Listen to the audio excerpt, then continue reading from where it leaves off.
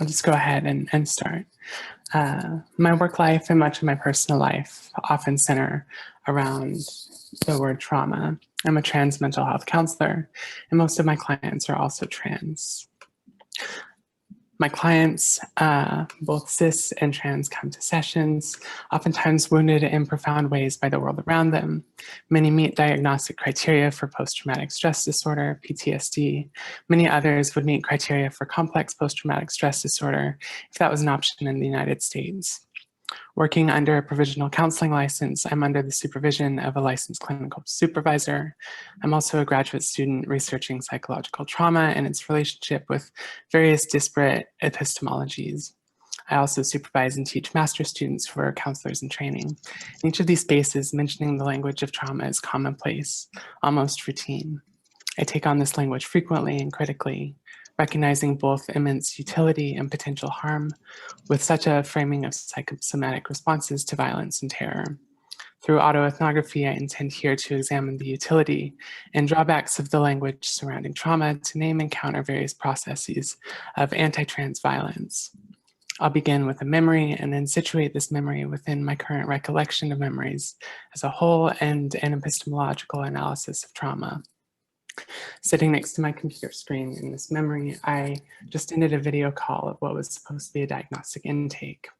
Instead, I spent approximately 20 minutes responding to one parent's line of questioning regarding my professional boundaries, where I referenced the Standards of Care version 7 outlined in the World Professional Association for Transgender Health. Noting specific standards, I insisted that I would not attempt to locate a cause for their child's trans identity, nor would I place restrictions on names, pronouns, or gender presentation in any way. This was a deal breaker for the parents, and they no longer consented to their child's treatment. Typically, these sorts of demands for trans gatekeeping by parents are easy to identify prior to scheduling a session. Unfortunately, on this day, that was not the case. At this moment, I sit in my chair, my body gently shaking, and I am on the verge of tears. I recognize within myself a deep desire to cry, but a fog stops me. I notice some nausea and discomfort within the pit of my stomach. I feel frozen in my tracks, unable to move for a few minutes, and I recognize that my body is entering a state of mild dissociation. In my past, I struggled to recognize these experiences as trauma responses, but today I'm comfortable claiming that I was triggered. I'm no stranger to this experience. In fact, it feels eerily familiar, though thankfully no longer a daily occurrence. Upon recognition of this trigger, I remember to take time to actively regulate my body. My heart rate goes down, I take an hour to rest, and I am ready for the upcoming sessions in my day. I clear the rest of my schedule after those sessions for some more directed care with the help of loved ones. In most instances, I have no singular point of reference for these triggers. No extraordinarily horrific moments which might be used to explain why my nervous system reacts in this way. This is not to say that the horrific events have not occurred, they certainly have, but there often exists no direct link between trigger and precipitating event. For this reason, I have spent a great deal of time struggling to validate my body's responses to a long history of mundane and routine instances of emotional abuse from which I suspect very few trans people might escape. For me, these date back to my earliest memories in childhood without a warning, a certain feeling, a movement in my body, and another's glance in my periphery all contain the capacity to transport me into what Pete Walker describes as an emotional flashback. Not necessarily visual or auditory in nature, these flashbacks are, quote, sudden and often prolonged regressions to the overwhelming feeling states of being an abused or abandoned child, end quote. My personal experience with these flashbacks, I'm returned to a period of my life without control of my identity, where movements, speech, and unconscious embodiments dictated the moral value and social worth of all around me. Here, a limp wrist could send shockwaves of guilt to the policing eyes of others straight toward my mother, who would be expected to act in response. To this day, I react to these flashbacks in a variety of ways, sometimes minimally, like in the memory I mentioned earlier. Other times I experience panic attacks or hours of dissociation. Throughout my work, I notice similar sensory experiences with my trans clients in response to a slew of anti-trans actions by taking others regularly. I offer this memory not to trace a consistent or complete depiction of what might be termed trans trauma, nor do I wish to assert that my experiences of suffering should be rightfully claimed as significantly impairing with some recognizable hierarchy of psychological wounds. My experiences are not representative in the slightest, as I occupy a few spaces of marginalization and some substantive positions of privilege. Outside of myself, it is impossible for a concept such as trans trauma to be isolated from a variety of otherwise named traumas, which many individuals and communities might experience due to many possible violent histories, such as those of genocide, racialization, intimate partner violence, acute crisis, or sexual assault.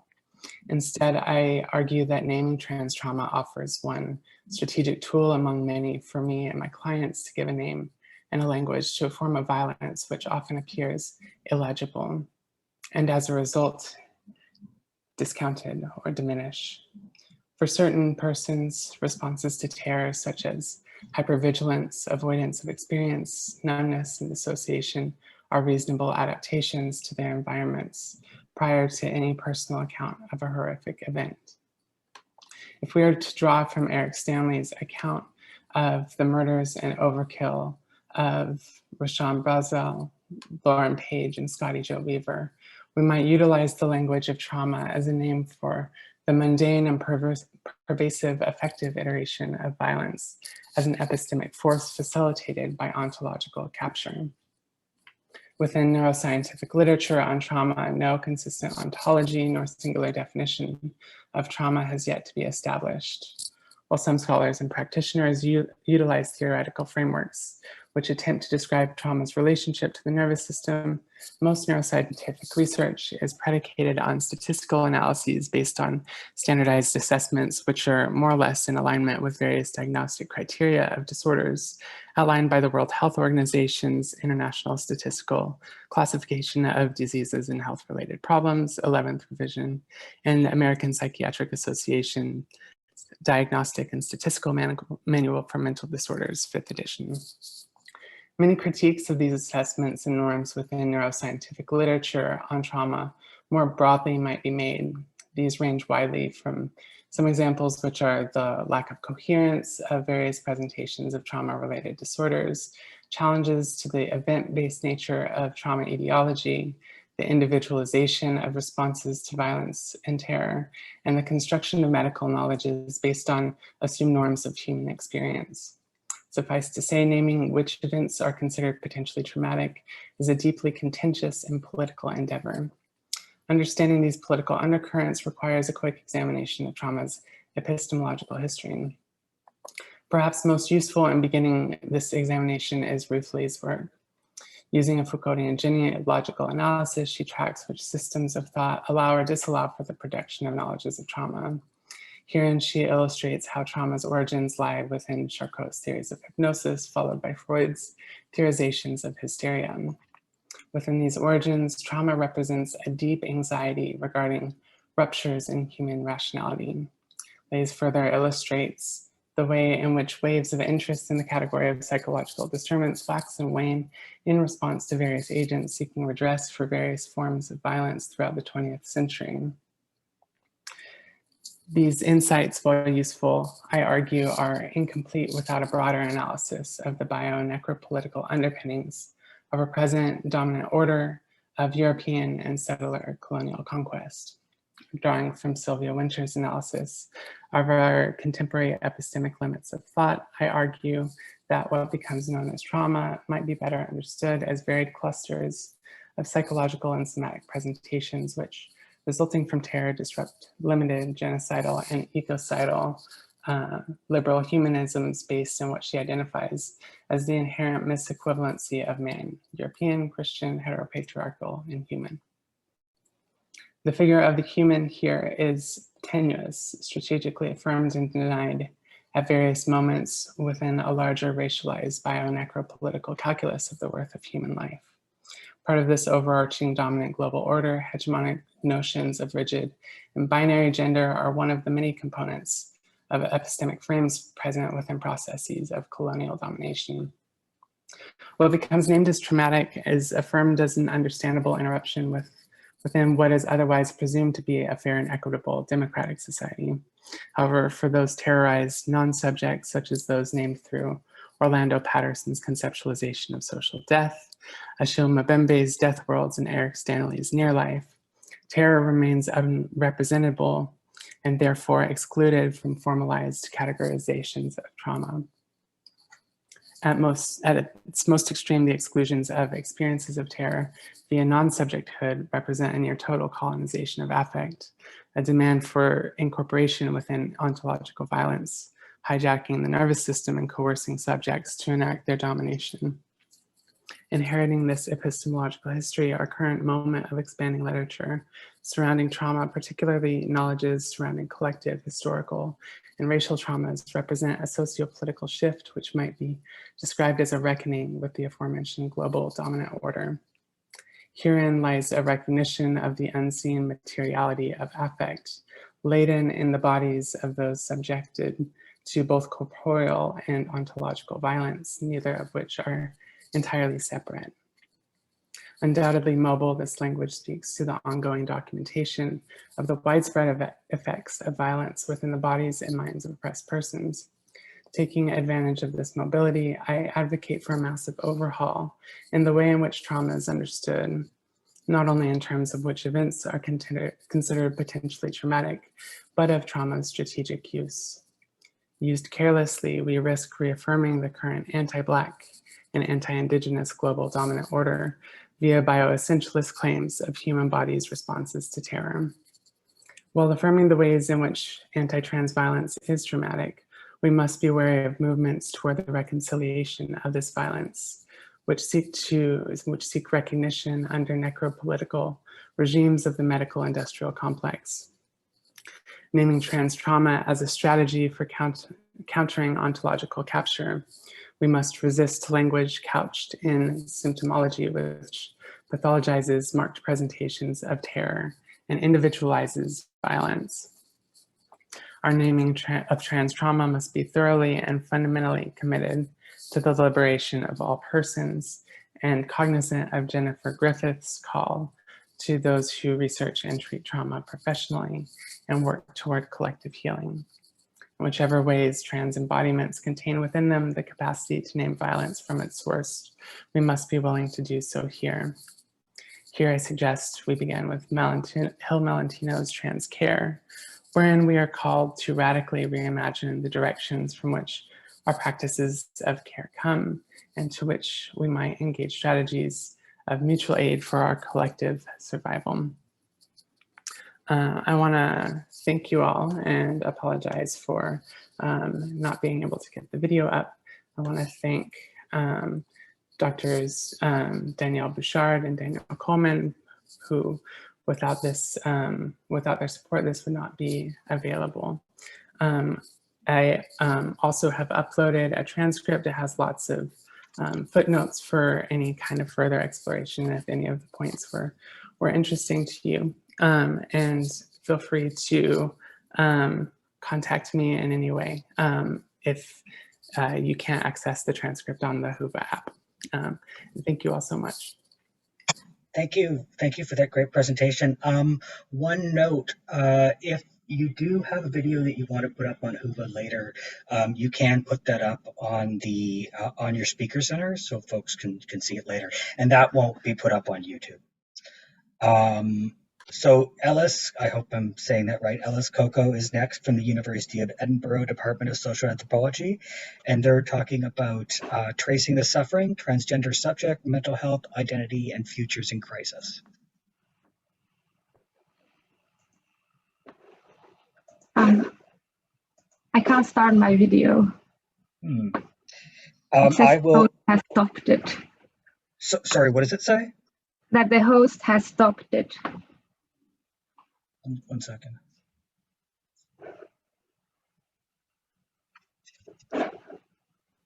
Oh, actually, Avery, you're the host now, so you would have to do that.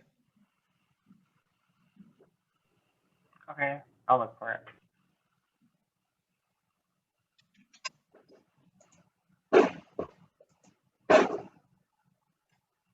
I mean, it doesn't absolutely matter as long as I can still share my screen.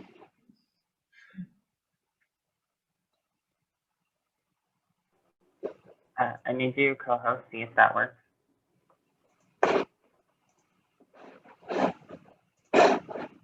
And screen share should already be enabled. Yeah, seems to be Perfect. working now. Great. Hi, everyone. My name is Ellis. I'm a social anthropology PhD student at the University of Edinburgh.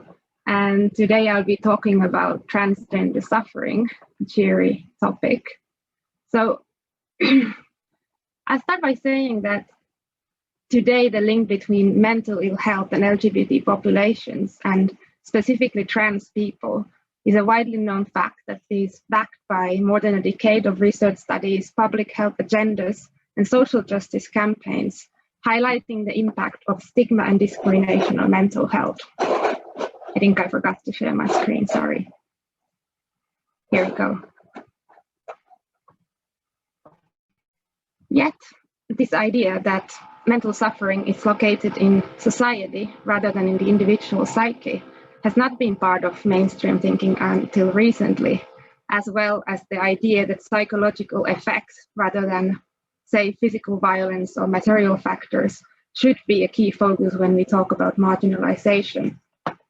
While this narrative is arguably a positive shift away from an inherently pathologized trans subject, in this presentation, I propose that narratives of suffering leave little space for imagining livable trans futures.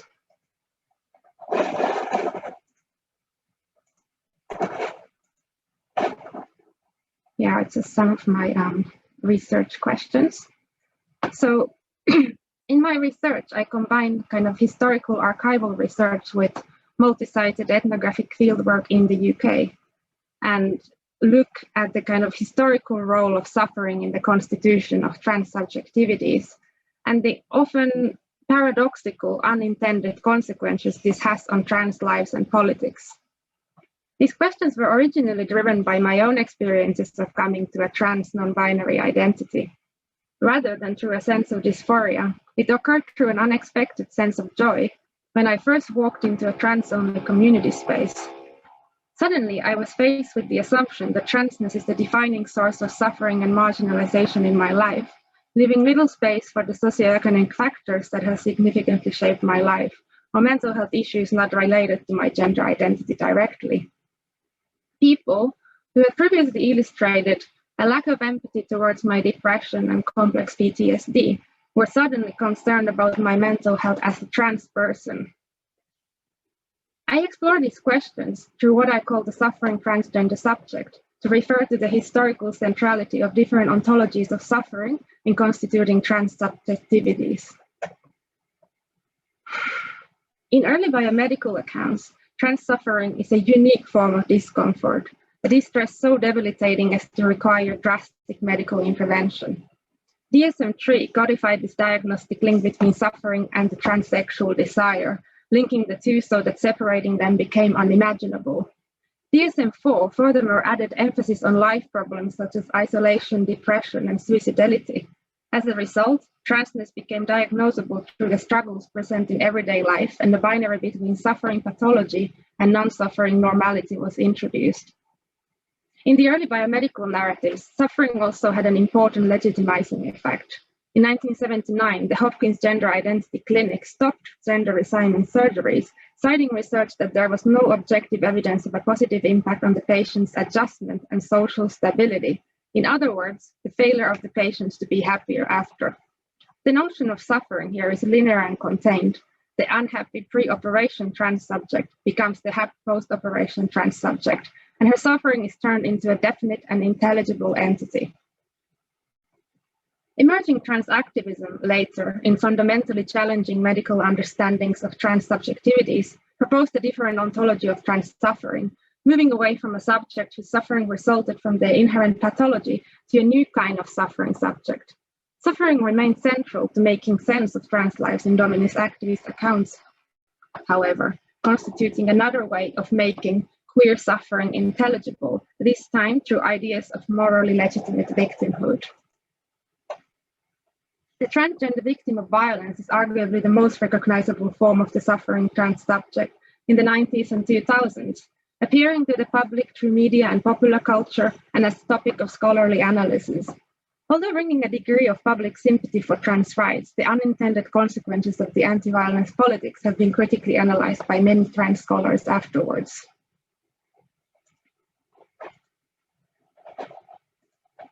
By attaching affects such as suffering, pain, and dysphoria to trans bodies, these bodies are ultimately produced in opposition to the figure of the happy same-sex couple, which is part of how the ontological boundary between gender identity and sexuality is reproduced, and which shapes the particular political position of transgender issues in society.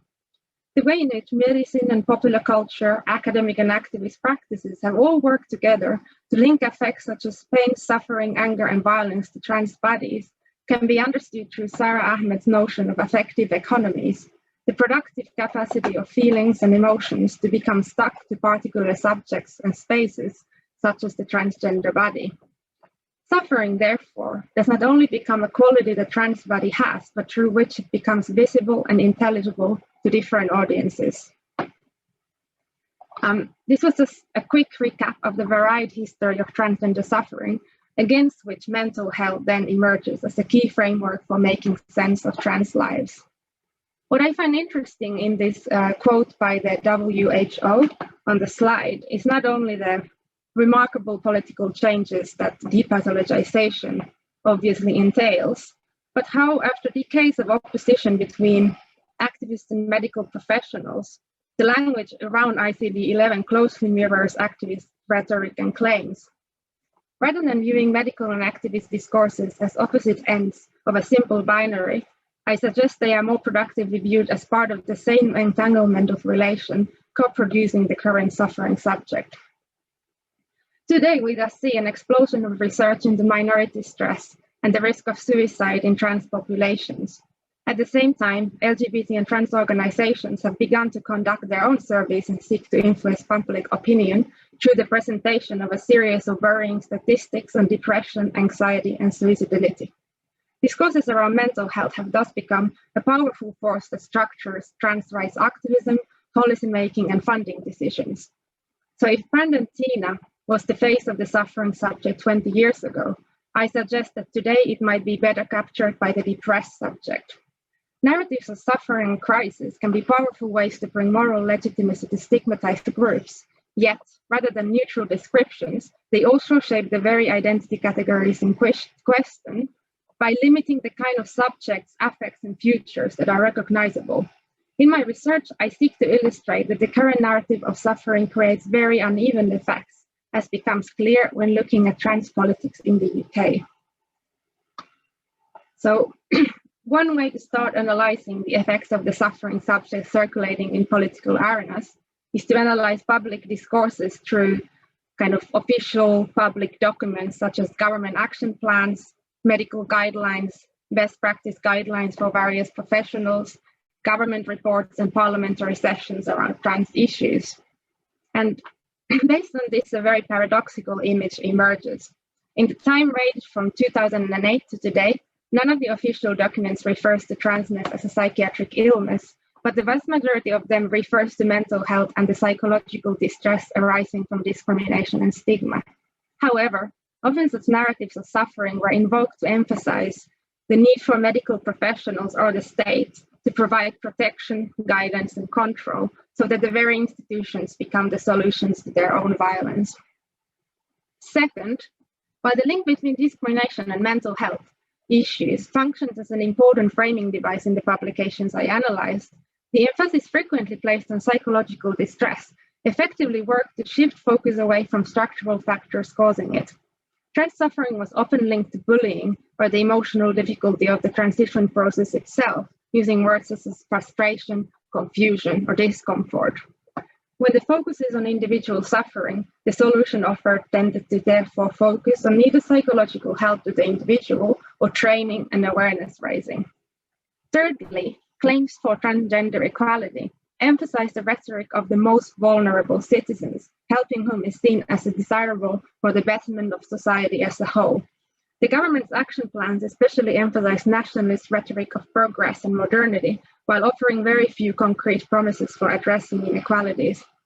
This is part of the work of stabilizing some subjects as victims and others as benefactors, as an example of the kind of binaries the suffering subject can produce.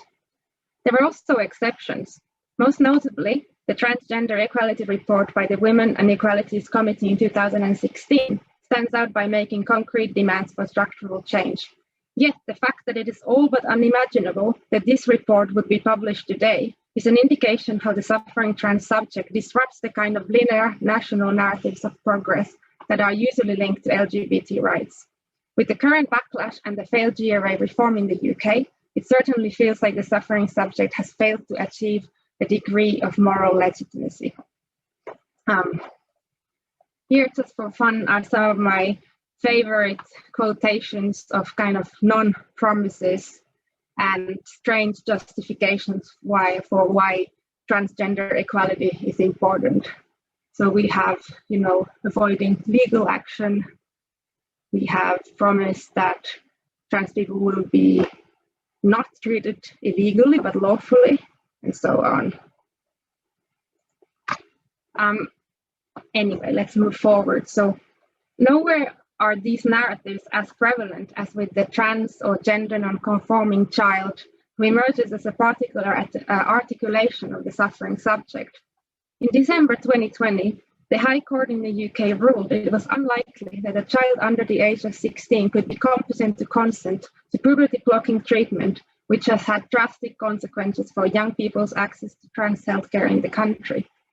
The Bell versus Tavistock judgment enacts the same logic of the suffering narrative by painting an image of a vulnerable subject. Alice, sorry to interject there. I just have a message from the interpreters asking you to slow down just a little bit. Oh, yes, thank you. Sorry, I do tend to always speak way too fast. Thanks. So, the Bell versus Tavistock judgment enacts the same logic of the suffering narrative by painting an image of a vulnerable subject who needs to be protected. Paradoxically, the suffering and vulnerability of the trans child is also the image that many advocates have put forward for years in an attempt to invoke compassion.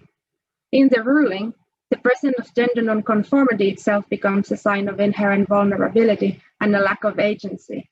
However, it is queerness that is seen as dangerous and that the child must be protected from. The court case also illustrates the clash between different ontologies of suffering. While there is a shared understanding of distress prevalent in the population in question, it is the issue of cause that becomes contested. How might one go about measuring psychological distress, its causes and alleviation? Here, the issue of proof seems markedly different from legal and medical perspectives. While clinicians that work with psychological distress assume their knowledge to be subject to revision, the court demands a more absolute level of certainty and definitive proof of the cause, degree, and impact of the harm. It is the ultimate unintelligibility of suffering the court refuses to accommodate. Therefore, the judgment refers to the lack of adequate evidence where kind of the lived experience or expertise of a kind of medical professional is not seen as the kind of objective evidence that they are wanting. Moreover, I argue that when the legitimacy of one's identity and rights is based on the subjective notion of suffering that does not bend itself to the kind of objective measurements required, it also opens the door for competing claims of suffering and victimhood. In a political landscape where certain kind of suffering is linked to moral purity and deservedness, which, as we know, are tightly connected to ideas of race, class, and gender, it is not difficult to make the kind of counterclaims as we have seen with the turf wars. In this terrain marked by competing victimhoods, rights aren't granted based on equality, but on who can invoke the most compassion and vulnerability. These narratives also shape the subjects in question, limiting the range of imaginable futures, affects, and identities. In my interviews with clinicians working with young people referred to gender identity clinics, they describe the difficulty of navigating the assumptions and expectations the gender identity clinic and the wider system it is part of creates. The system that requires certainty expects simple narratives and binaries. A person can either be completely sure or not. A person is suffering or happy. There is the right and the wrong kind of treatment. The cis clinicians is objective and rational. The young trans person is subjective and emotional. The Hi, paradox is, Alice. I'm Mhm. sorry. I'm really sorry. I have to cut in there and go on to the next presentation. We have a really packed schedule. yeah, So I can give you about 30 seconds to finish up.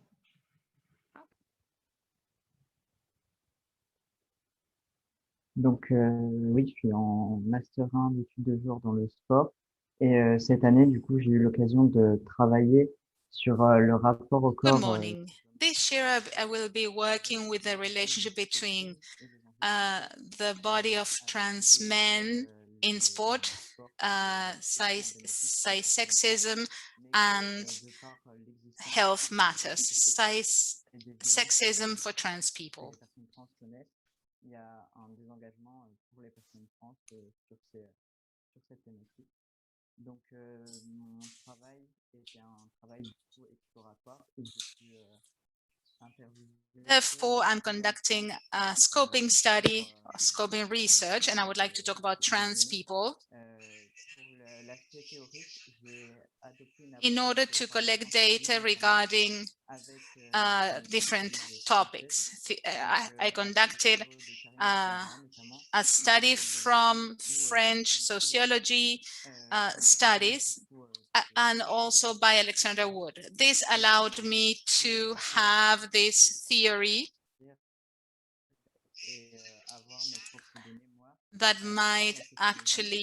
I was able to improve, and I collected my own data by applying the inclusion method. I was able to study the different works on gender standards from a sports perspective, to talk about sexism and cis-sexism as associated to this type of thing that has to do with the body, and also regarding trans people. First of all,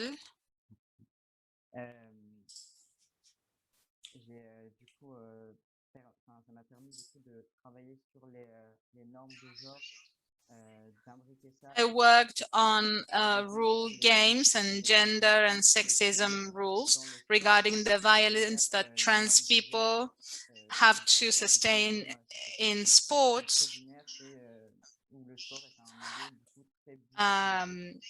through how they are treated. Sports many times is divided into categories. Many times you have men on one side and women on the other side, so trans people have nowhere to go.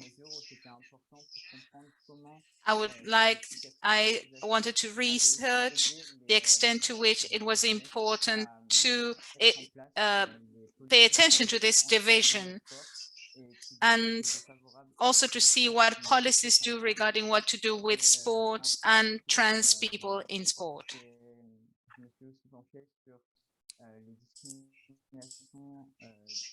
Then I wanted to focus on what trans people do and on their reality regarding sport.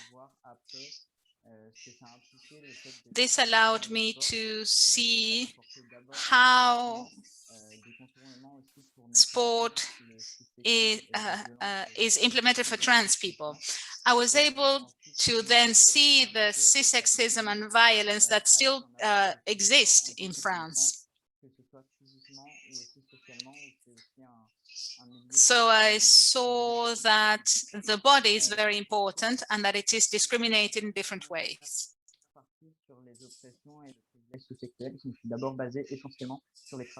From what I saw,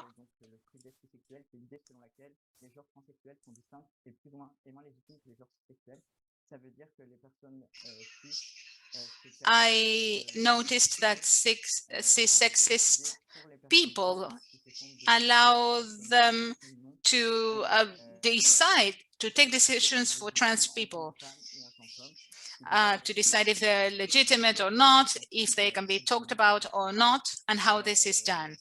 Besides this discrimination, is based on bisexual privilege. we have we also have verbal and physical abuse that trans people will have to sustain from cisgender people. And there are also different works conducted that address this type of discrimination. Quite a lot of research has been conducted in this regard, especially in households, within the family, at the workplace as well. But this is also reflected in sports, but it hasn't been that it wasn't that thoroughly addressed in this report. Ensuite, du coup, ça a mené à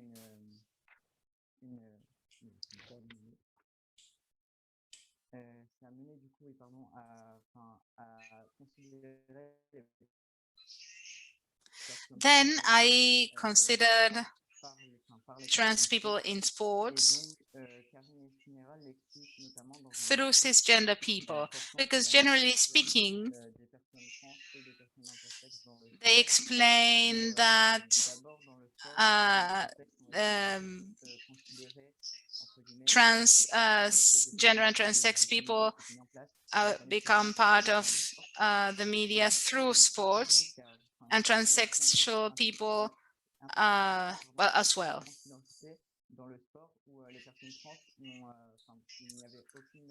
Regarding trans people and their identity and sports, they have no way they can relate to the sports.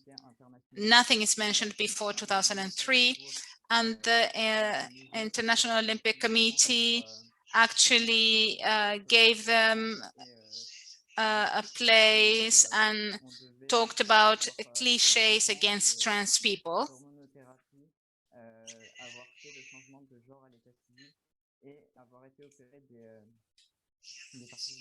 And it stated that it was necessary to be flexible, that these people shouldn't be discriminated, and most of all, so that trans people did not become invisible.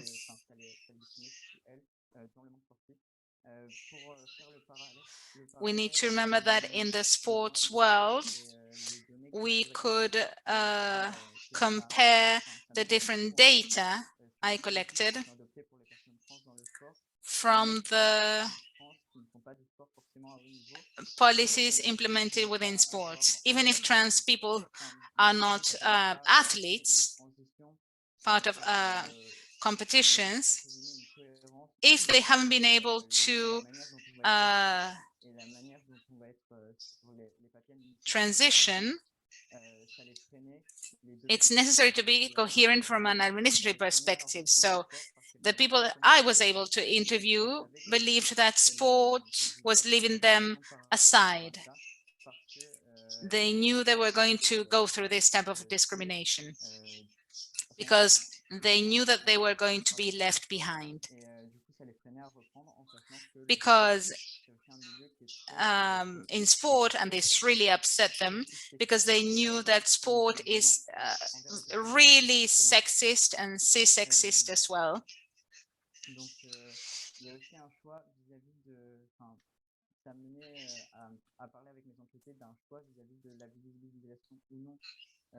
I also talked to the people I interviewed about the sports media in sports in general, and there is a study that explains why trans people suffer and are not treated in the same way. The author established 4 categories. Number 1, trans people do not want to be visible or do not want to be seen as such as trans people. These people in general, as stated in the study, they are usually left behind by other people. And there is cis-sexism because these trans people are left behind. And this can be compared to sports as well, because they become invisible as trans people, and this is a way of violence and cannot be accepted in sports. People cannot show themselves as such, and for example, in locker rooms, they are exposed because bodies are exhibited. This is difficult for trans people. Trans people need to have their clothes on at all times,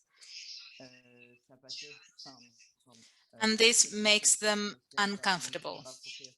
At the same time, there is this body appropriation issue. I interviewed trans men.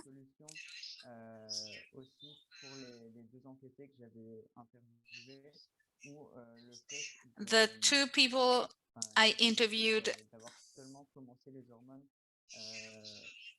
said that they had just started playing sports, and that helped them in a way to become locked up in their own bodies as well, because it helped them perform better. And this might be a way to change or to transition as proposed by physicians, health professionals. Maybe there was a major change in health professionals, among health professionals. Sometimes we think about a political way of being in space. Usually cisgender men, they're hegemonic as well. They appear in sports, in bodybuilding as well, and this presence is hegemonic. I also noticed that people want to play sports at university campus where sports invisibility is quite high. And there is this kind of political flow regarding the way in which trans people can show themselves in the world of sports. This can finally be very important when it comes to breaking away from cissexism, from people who do not play sports. So I started to talk to people who played sports and who had started to feel safer because they knew that things could start to change.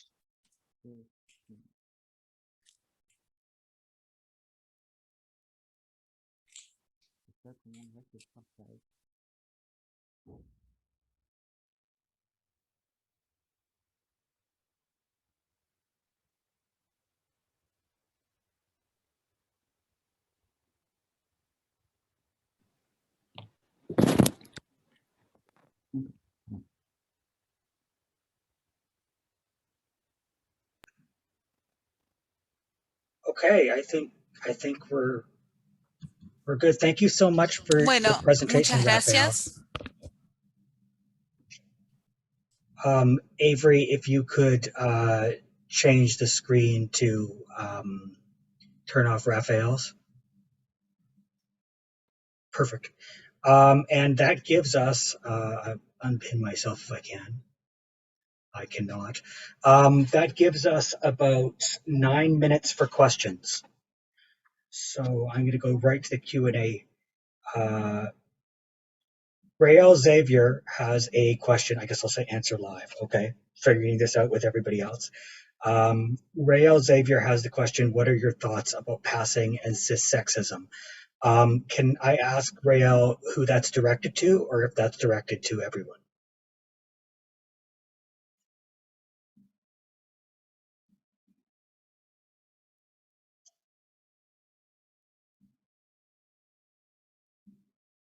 To the panelists and everyone. So to Rafael?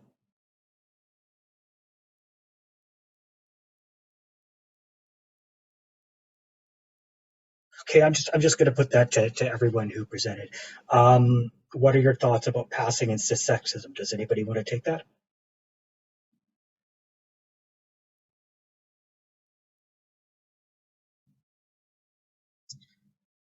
And also as a secondary question, also by Rael, and this was, I believe, when Dr. Call was speaking, so binary of gender is being shaped by the capitalist system. If folks want to comment on that. I'm happy to comment on that question whilst others think about the other question. Great, yeah. Yeah, so that wasn't the focus of my talk today, but I think that's probably right. I mean, the thought being that if we see, say, structures of patriarchy, cissexism, homophobia, and so on, as related to this background economic system, it's going to have some impact on how we understand gender. Now, does that mean a necessary link between, you have a capitalist system, you automatically get a binary gender system out of it? No, I mean, we can all imagine, there's some great sci-fi out there where, there are capitalist systems, but, you get different sorts of gender systems. But nonetheless, in our actual society, we have got a binary gender system, or at least in Western hegemonic society, we've got a binary gender system. And that is influenced by the capitalist mode of production.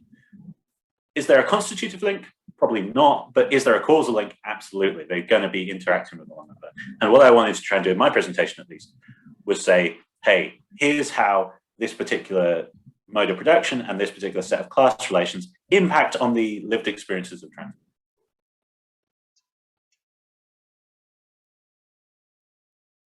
I muted myself. That's great. Thank you for that answer.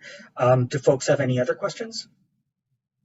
And you could put them in the question and answer panel, or you can ask them in the chat.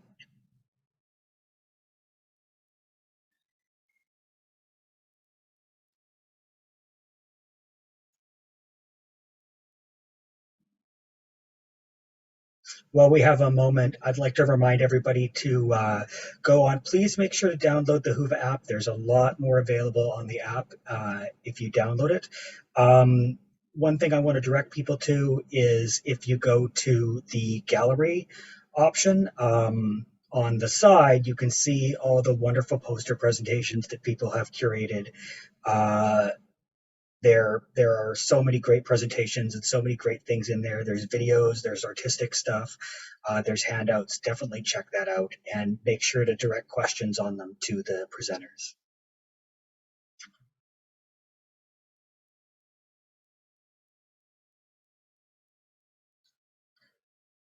And I'm just going to look up the, and just to let folks know, the Zoom links for panels will become, and presentations will become available 2 hours before the session.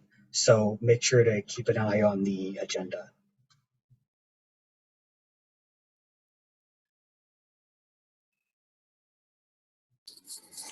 If we don't have other questions, I can relate that to what I was talking about and how I see it with my clients too. That'd be great. Yeah, so oftentimes we throw a lot of meaning into the word passing. For some people, it's like a container for desired embodiments and affirming embodiments, and that would be like really important and useful for us to encourage. And a lot of times it's also related to what we in therapy world call hypervigilance, particularly for trans people of color and disabled trans people. Passing is often necessary to get very real material needs. And oftentimes that starts to translate into very minute activities throughout the day-to-day life, checking behaviors where you have to fit the cisnormative norms that are available to you so that you can get your material needs met. And this not only includes like access to healthcare or relationships with other people, it's also related to moving around the world in ways that don't trigger you, don't reference earlier more horrific or persistent instances of violence. So I think that passing has every single thing to do with cissexism. Thank you. That's great. I would like to ask a question myself, and I want to direct that to Dr. Call and folks that are working in a UK context, which many folks in this panel are. Where, with everything that's going on in the UK and all the backlash and terrible stuff, what sort of a path forward do you see? I know that's a big question, and obviously, you know, we need a whole conference to really unpack that. But, you know, as you're able to answer it in the next few minutes. Ellis, do you want to go first, or shall I go first? I'll go first then. So I am struggling with that question right now. I don't have a good answer, and that's why I want to think through this like descriptive question first before thinking about the normative question of, you know, where do we go from here? But I think if I'm right about the descriptive question about how this is an expression of a particular kind of class conflict, that does at least point to what might be useful solutions, that we should look for solidarity with other working class groups and try and build a grassroots movement, which, you know, takes inspiration from the likes of Lesbian Gay Support the Miners in the 80s, right? Working class people working together to fight against the bourgeois classes. You know, it's been the call of the people for centuries now. So at least that's my opinion anyway.